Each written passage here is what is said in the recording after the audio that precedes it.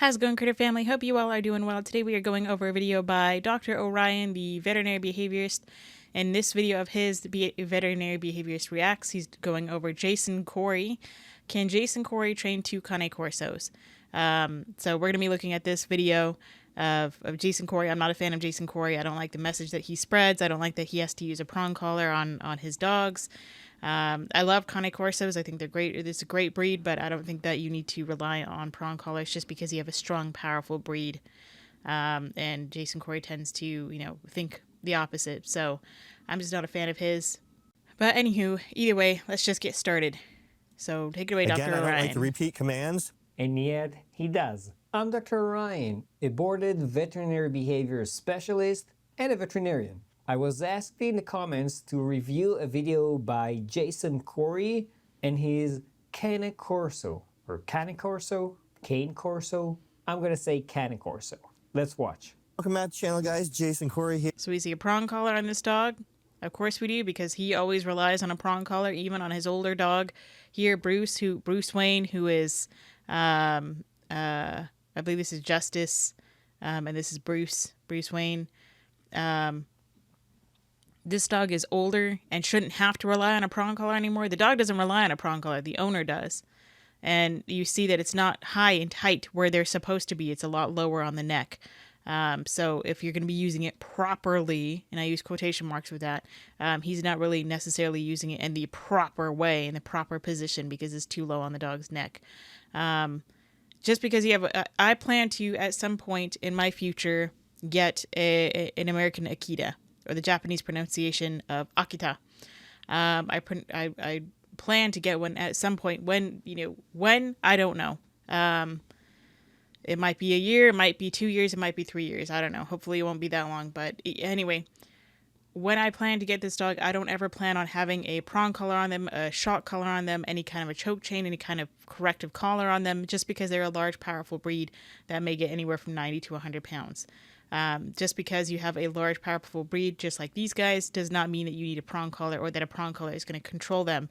Or like what Garrett Wing says from American Standard Dog Training, is that this is power steering. This is force and pain and fear and intimidation on a dog, this prong collar right here. This shows me that you don't have any control over your dog without having this prong collar on.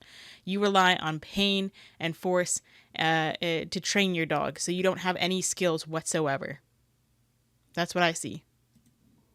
Here I got Joey Justice and Bruce Wayne, and Joey Justice has a massive prey drive. I love the names, although Marvel is so much better than DC. Neither one of these guys have done anything. So if he has a massive prey drive, then he relies on this prong collar to hold this dog back. He has no skills whatsoever to teach this dog without having to rely on a pain compliance tool to teach this dog to not go after something like a rabbit or a bird or a cat. Today, a lot of people have an issue when they take their dogs out, they don't behave. So I'm just going to do Well, then you haven't taken your dog out enough. You haven't worked with your dog. Don't blame the dog for not behaving when you haven't taught them how to behave in public. It's like taking a kid out to a class, or to taking your kid out in public, to a restaurant, and they don't behave because you haven't taken your kid out enough and taught them how to behave. You can train as much as you want indoors, which is good, but then you also have to take them out in public and work with them there little by little. I'm not saying take them out to take your dog out to the middle of a park on a Sunday evening in the middle of summer. If you haven't taught your dog how to be okay around other busy people, a busy environment, if they haven't been taught how to be comfortable with you, and not be pulling and going crazy on the leash, when there's a bunch of people and dogs and parades and parties and stuff going on, you have to teach them that. leash work with them. You don't need a prong collar. True, you don't need a prong collar because it's ineffective and it's even abusive. Don't tell yourself that Absolutely. if you use it correctly, it's not gonna harm the dog, because the reason that you're using a prong collar and not using a harness or a flat collar or any other tool is because you know that the prong collar is gonna hurt. Don't use a prong collar or an e-collar unless you fully understand how to use it, because No, don't use one at all, period. You don't need to use one at all, period. It's just cruel. It's just pain compliance. There's so many other ways to communicate with your animal, and he's going to say here in a minute, it's a communication tool. All you're doing is telling your dog no. All you're doing is correcting your dog. You don't need to use an e-collar, a shock collar, a prong collar, a slip lead, any of those tools. All the dog needs is a harness or a regular flat buckle collar, and how to be taught. I'm going to say it, using positive reinforcement, because every animal can learn with positive reinforcement, and they don't need any of this positive punishment or negative reinforcement. It's a communication device. An e-collar, you mean a shock collar, and a prong collar, sometimes also called pinch collar. Both of these tools are not communication tools. If all you wanted was to communicate with the dog, there are so many different ways to do it without causing pain. Both of the tools that he mentioned were meant to cause pain. And all they do is tell the dog no. They tell the dog to stop trying. And a lot of times animals will develop learned helplessness from these types of tools. Used the wrong way, you are no longer communicating with your dog, and you're punishing your dog. You're only ever punishing your dog by using it. I don't care if you're using it to make your dog faster, if you're using it to get your dog to let go of a bite sleeve, or if you're, using it to keep your dog from going after a rabbit or a cat. You're only ever using it to punish your dog. That is it. That is how the tool works. You're always punishing your dog if this is what you're using. If you have a dog with a high prey drive, that's crazy. He just yawned. By the way, Could be relieving stress. Maybe he's anxious. if you see what I'm seeing, the dog is wearing prong collar. So we'll see. Both dogs are wearing prong collars. So if this dog should be trained by now, but the owner, the stupid human, is the one who relies on the prong collar. So his dog will never get away from this prong collar. These dogs will live with them the rest of their freaking lives. Which is just so sad because they don't need them. The idiot owner does. See if he's actually taking it off. I guess he needs to communicate with the dog all the time, so he wears the prong. As far as yawning goes, yes, sometimes a yawn is just a yawn, but many other times it can actually be a sign of stress. So if we see that the dog is yawning a lot throughout this video, it means that the dog is stressed, and not that he's tired or that he's releasing energy. He's trying to release that energy. He's done nothing yet today. It's early in the morning still. He is ready to go. Let's see what that means. So if you have a dog like Justice, tons of energy, high prey drive, and you just want to take them for a walk, do some leash drills around the house with them, in your yard, in your house, before you actually bring them into public, before you actually take them on the walk, because you're setting yourself up for success and your dog. 100% correct. Set yourself for success so you don't get frustrated out there and then the dog is kind of like feeding off your stress and your frustration, and set the dog for success. Don't make it too hard right out of the gate. Training should be done in most cases in baby steps. If the first thing that you do, and sadly it seems like a lot of other dog trainers love doing it to prove how their methods work so fast but actually are just doing the opposite, start by not exposing your dog to whatever the trigger is and start the training in an environment that you can control. Exactly right. So what I would not do is take my dog to, the busiest park. I might have said this earlier in the video, or I might not have. I've done this video a couple of times, but if I did, then forgive me. But I'm not going to take my dog to, or instead of using the park scenario, then I'm if my dog has a trigger, I'm not going to take them. If they bark at cars and people, I'm not going to take them to the busiest part of downtown on a Sunday afternoon at 2 p.m. I'm not going to do that and just leave them in the car to bark their head off and go crazy. So that way I have to correct them or I have to continuously redirect them.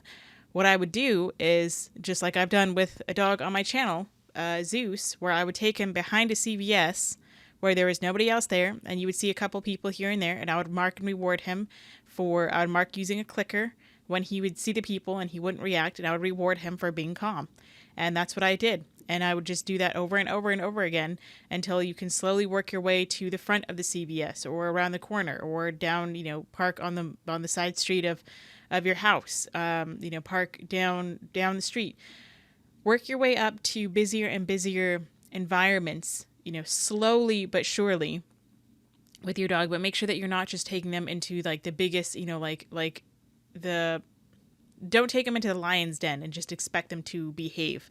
You want to work your way up to that point.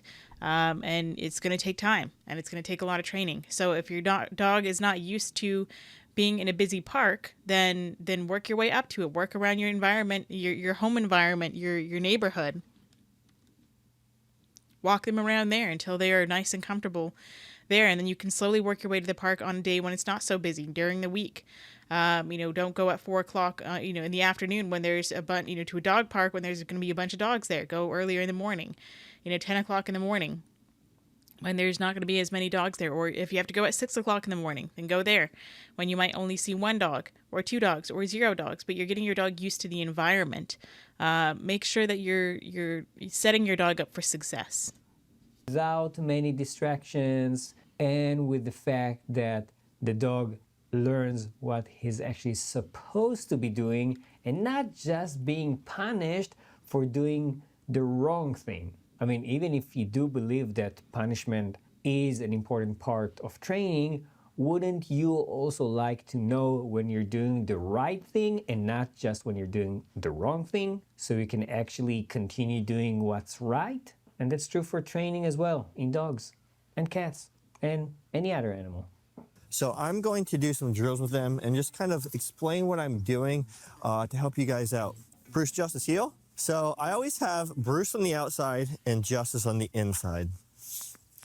One big challenge I've always had, look at that, see? Perfect heel work. I turn, they stop right where they need to. What would be impressive is if you didn't have the prong collars on them. If you had a harness on them or a regular flat buckle collar on them, that would be impressive. This is not impressive. That's actually pretty nice, pretty impressive. Do you really... Funny that he finds it impressive. For me, I'm not impressed. Try it without the prong collars. Try it doing it off leash with positive reinforcement. That's impressive. Try doing it on a harness on those types of dogs. That's impressive. But when you rely on a prong collar, it's not impressive to me. You need to have dogs walk in a heel position. Probably not, unless you're doing competition work. Or unless you have a dog that is very likely to get distracted and pull you. So it's actually better that he stands next to you so you can see when he's starting to move too fast forward, and you can maybe avoid whatever he's lunging or going towards. Not in a scary way though. I would actually work towards desensitizing them to whatever the trigger is that they would lunge towards. So that way I don't have to rely on my dog being at a heel all the time. That's just me. The normal person, the normal average person, if you use it for functionality, for healing, then that's fine. I mean, I never healed with my dog. I mean, my Shiba Adonis would just naturally kind of go into the heel position on his own because he didn't, he could walk in front of me all he wanted to, but most of the time he would just kind of divert back to the heel position on his own. I didn't ever have to tell him heel. He would just stay by my side as we were walking towards the end of the walk, and that was fine. I didn't care. I didn't care if he was next to me or in front of me or, behind me a little bit, just as long as he's not pulling me down or tripping me up. And he didn't. So that's just me. But, there's a time and a place for heel, for a lot of people. If you're in a tight area, or if I were going to the store or something somewhere, then that would definitely be more beneficial to have them in a heel position. So I understand there's a functionality to it. There's a reason for it. But if you only ever have your dogs at heel, that's what bothers me. I want my dogs to be able to sniff and walk and not just think that they always have to be at heel. I want them to be able to be dogs. This will listen to commands for Justice. It should be cues, not commands. But this guy is the overall ruler, so yeah, it is command for his slave dogs. Because we got Justice while we had Bruce. Bruce listens to all commands no matter what, because we never had that separation like we did with Justice. So he hears a command and he does it. So I'm actually going to work with some of these guys one-on-one too. Sorry he lost me there. I think I'm gonna rewatch that part later on because I'm not sure what he meant here. Justice, sit. Justice. So I mean, I understand when you have multiple dogs that you want to use their name and then give them a cue. Normally, I just had the one dog, so I didn't say Adonis sit, Adonis down, Adonis this, Adonis that, Adonis whatever. I would get his attention first, and then I'd be able to say sit down, stay, stand, here, heel, side or heel or whatever. I could give him all these different cues. If you have multiple dogs, then I understand where having, their name comes in is important, where you would say, Justice, sit. I mean, especially with a dog like Bruce, where he just listens to everything because he seems like he's more submissive, I want to say, than maybe Justice. Maybe I'm not saying that. I don't know how this guy has raised these dogs. I mean, he has a prong collar on him all the time, so this dog just seems a little bit more submissive. Maybe he's just, more worn out and he doesn't have the fighting, he doesn't have the energy to fight anymore or be, not stubborn, but, have more free will to be like, I'm going to question you on this. Which I love for a dog to question because I think it makes them, they're independent creatures and they're going to question things. And when they question things, that makes me a better trainer, not because I have to correct them, but because I have to make it make more sense to the dog. And so I have to reward the dog in a different way. I have to change what I'm doing with my body. It makes me a better trainer that way, that he will never experience because he's just going to correct the dog if they question him or they tell him no. Stay. So I'm going to just now keep him on a stay. And I'm going to walk him around a little bit. Didn't he say at the beginning of the video that he doesn't need to use the prong collar? Because he's still using it. And you can just come over Yep. here, Kara, really quick. Bruce heel. Good stay, Justice. And I don't like to give my dogs... Still dragging his dog around. Keep telling them the same command. And it should be cue. I'm going to say that every time. Good boy, Justice. Good stay. But I'm trying to make sure there's no confusion. And I like what Justice is doing. He's staying as I'm walking Bruce. Pretty nice. One of the dogs is staying, and not just staying, he keeps his attention on the owner and probably is waiting for the next cue or the next. Some people would correct this for the dog for moving around and looking at the owner. I don't care. I don't care if my dog moves around to watch me. Adonis probably would just turn his head around. He didn't really, when I taught him stay, he just kind of stayed there. He didn't really turn around. He wasn't one of those dogs that was like, oh my God, I got to watch you all the time because I would raise my next dog differently than I raised Adonis. I didn't give Adonis nearly as much of the attention when he was younger that I would like to do now. So Adonis, as bonded as he was to me, I mean, we were, inseparable at the hip. He still didn't have that as close of a bond, I feel like, as we could have had if I had raised him differently.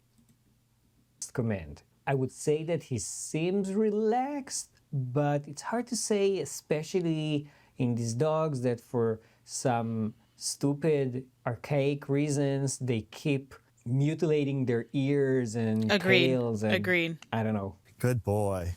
I absolutely hate that they crop their ears and dock their tails. These dogs naturally have floppy ears and nice, long, beautiful tails naturally, but it's very hard to find them with their tails, without their tails being docked and their ears being cropped. People do it for look.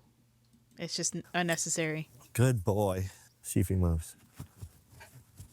Tempt him a little bit. Good. So I'm wondering what he would do if he would go and correct him and pop him with the prong collar then. Good stay. And look how tight this collar is on this dog. It's just a constant correction. So now I'm going to do the same. I'm going Has to be to drag his again. dog around. Like 2 seconds ago, he said that he doesn't like repeating the cue or the command over and over again.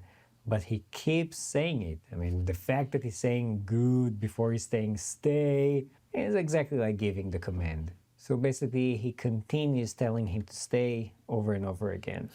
But I'm going to leave Bruce on a stay. Good boy. Bruce, stay. And take Justice on a few little drills. And then we're really going to test Justice in his prey drive. Justice, heel. Good stay, Bruce. Again, I don't like to repeat commands. And yet, he does. Well, I'm just assuring him he's supposed to be staying. No, you're repeating the command. Good boy, Bruce. Good boy, Justice.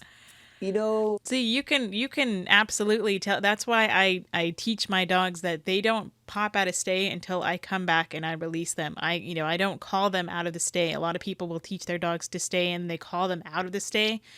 I don't like to do that. I like to put them in a stay, and if I walk away, I return to my dog before I release them because I want them to know that the only time that you get up is when I come back to you. I mean, could I call them out of a stay? Sure. Do I teach them that occasionally? Absolutely. But that's not my go to, so they don't learn to anticipate it. I want them to know that when you're in a stay, that you stay there until I physically come back and I tell you okay or I tell you release, or I give you, the word, the release word. I like to tell them that I don't use praise as the release, which a lot of other people also do as well. They say good girl or good boy or good dog or whatever, and that's supposed to be the release word. I like to use a specific word for release, such as release, or okay or something like that, versus saying, good boy or good dog or good, I say good boy or good girl. I don't say good dog, but that's me anthropomorphizing them. But anyway, I don't like to use the praise as their release because I want to be able to tell them and reassure them that they are doing a good job by staying there. So I don't have to keep saying good stay. I can just say good job, good boy, good girl, and they know that they're doing a good job, but they don't release until I give them the release word or I come back and I come back physically and release them, or I give them another behavior to do. I'm all for reward-based training, but kind of like punishment, rewards need to be given at the right time when you're actually rewarding a good behavior. And a reward is also telling the dog that he's doing something good, especially if the dog associates it with something good. So telling the dog good boy when he's not actually doing anything, and I'm not talking about the dog that is staying in place, which I would say is also not being rewarded in the right way, but the dog that's standing next to him wasn't even doing anything and he's saying good boy, what exactly are you rewarding? And he's staying. So for that, I will disagree a little bit. I mean, I talk to my dogs. I still let them know that they're both doing a good job, because they're staying in heel, they're staying in my position, they're staying next to me. They're not pulling, they're not barking, they're not lunging, they're not going anywhere else. So I will still reward them with a good boy or a good girl, for being next to me. That's just me. I can over reward my dogs, or I may tend to. People say I talk too much to the animals, but I'm a talker. I talk to the animals, but I don't over talk when it's time to train a specific behavior. I actually don't talk at all. I'm very quiet. But I do give them, lots of verbal praise and, of course, reward, treat based praise as well, or treat based rewards as well. Exactly as I want.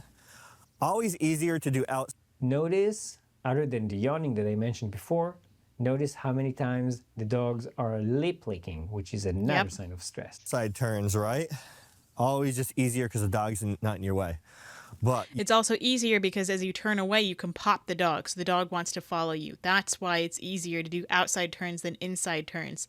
You actually have to work towards teaching your dog inside turns, which would be much more impressive because you can't pop your dog. You can knee him in the head. You can do all sorts of things where you can use a reward, a treat, and teach them to back up and go backwards and move away from you as you do your inside turns versus outside turns. you want to really work on inside turns. So here he is kind of just kneeing him in the turns, head. Especially if your dog has a high prey drive, maybe reactive around other dogs. I disagree with inside turns being the solution to your dog having prey drive, because all you're doing is just kneeing them in the head and turning them away from what it is that they're looking at. To be more impressive, or who cares about if you're impressing me, I would teach them to be able to look at whatever their trigger is at a distance where they're below threshold, and then I would desensitize them to it, so that way we can get closer and closer to it and it doesn't matter. That's impressive to me. That's what I like to do. I'm not saying that I'm impressive, but because I do that, but I think that when you do that, when you teach your dog other people, it's impressive. I think it's more important to teach them to be able to look at the object or whatever the trigger is versus just teaching them to always look away and put the blinders on. That's what I think you're doing by doing this type of method. I think you're just putting blinders on your dog, and I don't think that's really the best way to handle it. Now you're blocking their vision and kind of refocusing them. Lip lick. Prey drive and being reactive around the other dogs, It's not the same thing. I'm not sure Agreed. if this is what he means. I think that's not what he means. But yes, it's important to know both of these things. And also, yes, if you're working with your dog on walking next to you on the heel position, it's also important to work on turning appropriately. You don't want a dog, especially a big dog, to just step on you or bump into you. And again, everyone is going to get confused and stressed and frustrated. So the dog is actually doing a nice job here. Because you walked in front of them, they're kind of blinded Why was for a there a second. bunch of It just cuts there? What happened with those cuts? I don't know if that was from him or I don't know if that was from Dr. Orion. breaks that focus. Lip lick, And I'm fine if he sits, he Lip lick. lays down. As long as he stays, he can sit there, lay there. I'm cool with that. yawn. Good heel, Justice. Good heel. Now I'm going to switch dogs here again in a second. And then we're going to really distract Justice. Justice, sit. Good boy. Lip lick. Stay. So in that moment, I think he should have been able to just tell this dog who the dog was looking at him that he's just going to tell him to sit. This other dog is already sitting. I don't think you need to use the name before the cue all the time. Like Justice sit, Justice this, Justice that, Justice, I should be able to see the dog is looking at me, get their attention, and then say sit. I don't think that he needed to use his name there in that moment, but that's just me nitpicking. Bruce heel. Lip lick before he picked up the leash. Good stay, buddy. I'm not trying to be annoying. Well, a little bit annoying. I just want you to notice He repeated the the cue again. lip licking and the yawning and other behaviors that might be associated with stress. I And don't find will it say that annoying I'm at all. noticing them more and more in this video, meaning that I don't think that these dogs are actually that calm. Now, when I praise Bruce, it's usually high pitched. Same for Justice, but in certain situations, I need to drop my tone because he is so energetic and he very much reacts to my energy. Yes, dogs do react to the energies of the owners, and many times I will have anxious dogs that are owned by anxious people, but it's not always the owner's fault, so don't worry about it. As far as the energy goes, maybe I just don't know Cane Corsos that well about these dogs, at least right now in this video, seem pretty relaxed, energy-wise. Maybe stressed, but not aroused. So right now, if I praise him with a high-pitched voice, great Bruce. If I praise him with a high-pitched voice, he's gonna get too excitable. And I don't wanna set him up for success and have him break his stay. That's actually interesting. I would like to see what happens when he uses a high-pitched voice. So you could actually desensitize your dog to that, though. You can desensitize them to you using a higher pitched voice. So that way they can still see it as praise, but I mean, it just depends on what you want to do. If you want to go that route, you want to desensitize them to where you can use any kind of voice, any kind of, oh my goodness, good boy, or good boy, or, whatever you want to say. You can desensitize them over time to where they learn to not get so excited about that. And they can still learn that they're doing a good job no matter what tone of voice you use. Bruce, stay. Good stay. Now, I don't know if you noticed. Again, I repeating the actually cue. like the fact that he used that tongue clicking noise to get the dog's attention. So, a great way to communicate with a dog. You don't need to use the prong in order to communicate. I'm gonna grab something for JJ here. Good stay. Lip licking. Something. Did you see that little stomp he just did? And his focus? Yeah, that was the lip lick, and another one, and another one. But that might actually be because of excitement and not stress. The lip licking itself is a displacement behavior. It's not necessarily only stress. Everything matters. The entire situation is important, not Absolutely. just the one specific behavior. Bruce, stay. Justice heel. Oh, the other dog is walking after So him I imagine that if he were to go for it, he would pop him on the leash. because he didn't keep saying stay, or just because he's too excited because there's a treat over there or a toy over there. See how Bruce started to heel? Bruce, stay. That's a challenge with these two. That's a challenge with every single dog because when there's something that they would like to take or eat or are enjoying, kind of like exactly with the prey that they're seeing, they might forget or ignore in a way because there's just a higher value somewhere else. Bruce didn't do wrong. He just misunderstood.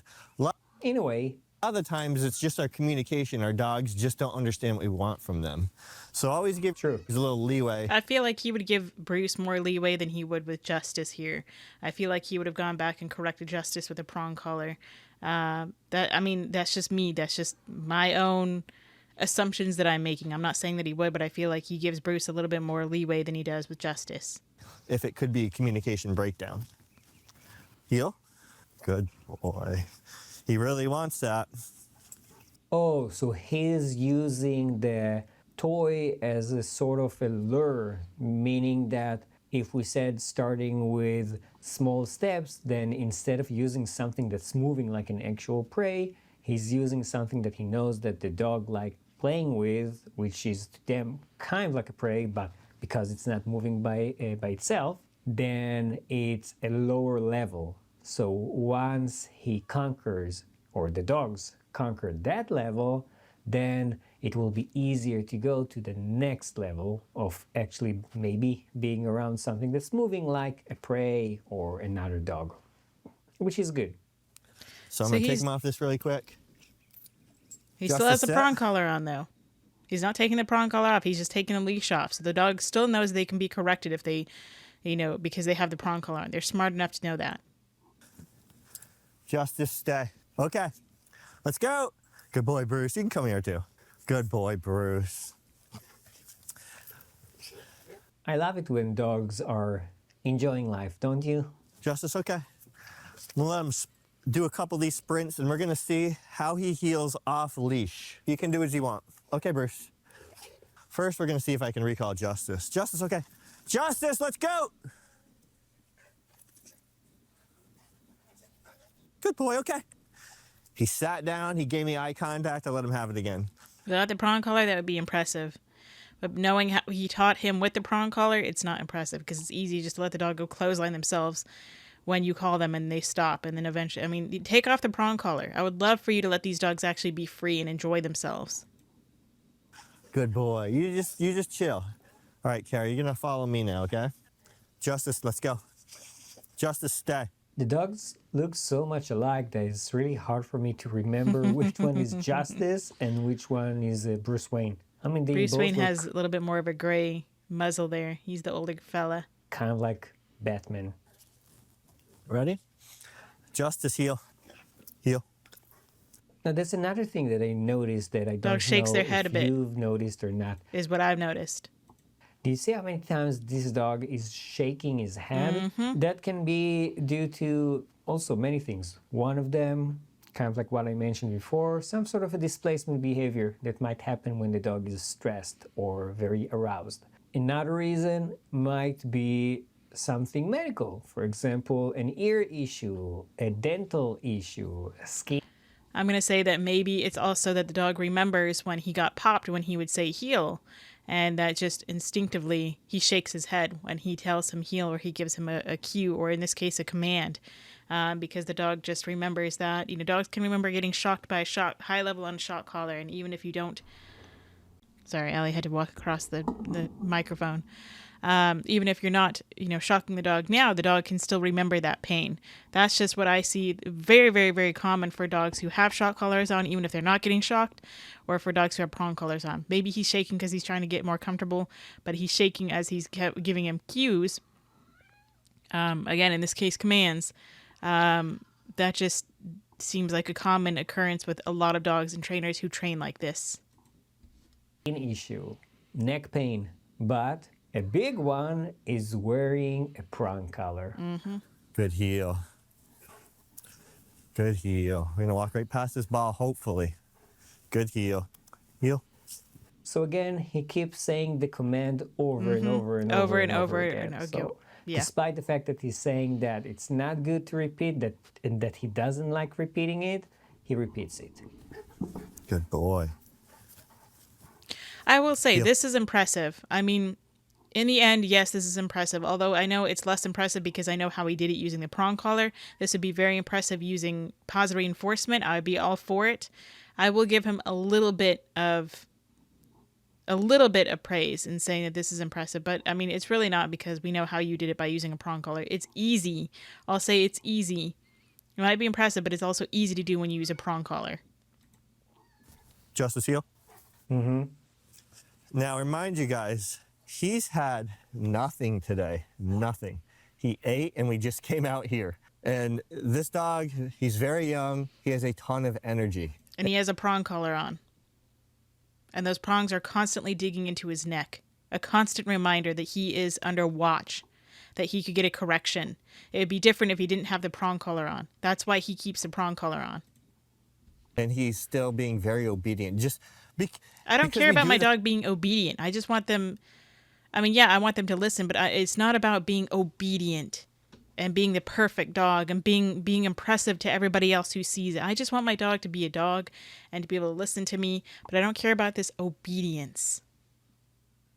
At least not as much as most people. This isn't like, if you stop doing this, he's going to lose this skill, because we're always training your dogs. You're either training them in a manner you want them to behave in, or inadvertently training them in a manner you don't want them to behave in. True. Training is not one and done. We need to continue and basically, in a way, remind the dog of the training. And we need to continue being careful of not reinforcing unwanted behaviors. As far as the energy goes, that's actually not an issue in this situation. The fact that he's working with the dog is enrichment. This is great exercise, because it doesn't have to be physical exercise. It can be mental exercise. Very true, and it's very good to, in fact, if I only have the option between mental and physical exercise, I always recommend mental exercise, mental stimulation, because that can tire your dog out just as much as physical. There are some dogs who still need a lot of physical exercise, and it's not fair to not give them that. So make sure that you understand, if you're getting a dog, that if you have a Border Collie or a German Shepherd or a Belgian Malinois or even a Labrador, make sure you really understand their physical requirements before getting one of those dogs. Because they're always taking cues from us. And all of this stuff is a skill. Socialization is a skill. Leash work is a skill. Recall is a skill. So you always got to be practicing the skill, or it's going to start to diminish. You may notice if you stop doing obedience with your dog, they're still obedient, but not as sharp and quick. And it's because they're starting to lose that skill. So no matter how... And for me, I don't care about how sharp or quick my dog is to obedience. If I ask them sit, I don't expect them to sit like that. I don't care about that. I just want my dog to be a dog. And I mean, again, are they mannerful? Absolutely. You better believe it, that they have their manners, they mind their P's and Q's around others. But that doesn't mean that they're going to be like the perfect sit, the perfect heel, the perfect this, the perfect that. I don't care about them being perfect. I don't care about them being quickest to a down or quickest to the draw or, whatever. That's just me. Doesn't mean my dogs are just, just because I use positive reinforcement, I don't drill them daily on stinking basic obedience, that they're going to be, acting like wild little animals. How trained your dog is, they're going to benefit so much. Technically, yes, they're losing the skill, but it's important to understand that it's not like they're forgetting. They're just not motivated doing it anymore. And that's exactly true for any kind of training, with punishment and with rewards and with both. From obedience work like this. Now, Kara, move to your right, because I don't want you to get ran over. Okay, Justice. Like, he was just ready to go. Like, you can see how excited this dude is. Drop. That's a heavy dog. You don't want that dog to run you over. So certainly not. Exaggerating. And he has a very high prey drive, which is why I'll throw the ball and recall him before he gets to it. That's interesting. I mean, I don't understand the reasoning, but let's see what he's explaining. If he takes off after a squirrel, takes off after a rabbit, maybe he could be running towards the road. I need to make sure he's always listening. Oh, so he's, again, using this as kind of like a moving target, kind of like prey, in order to reinforce the recall, even during situations where there's going to be prey or something like that. And yeah, that's a smart idea. That's good. I think it's a really good idea. I think it's really, really helpful and very, very handy. And I think that's, a skill that any dog should be able to do. Any dog and owner team should be able to do. Allie. Here I come. All right, Allie is just going crazy. So there's just a couple more minutes of this video left, but I think that's about it for Dr. Orion. He has a cute little pillow here. A book or something like on the online store. Also, how cute. But anywho, that's it for the video. I'm gonna go let Allie out now. Thanks for watching. Let me know what you think of this video. I think, overall the behaviors that were taught there, the dogs did a good job. And, Jason Corey, I mean, I still don't like him. I don't agree with him a lot. I'm not really impressed because it's all done by a prong collar, and it's very easy to do that kind of stuff with a prong collar. Using pain and fear and force and intimidation, all that stuff. So, I'm still not a fan of him. But good work for Dr. Orion for what he's mentioned, all the good information that he spreads. So let me know what you think of the video. Go say how to do your little critters. Say how to do for me. Give them some kind of love and they appreciate. And until next time, practice peace, patience, and positivity.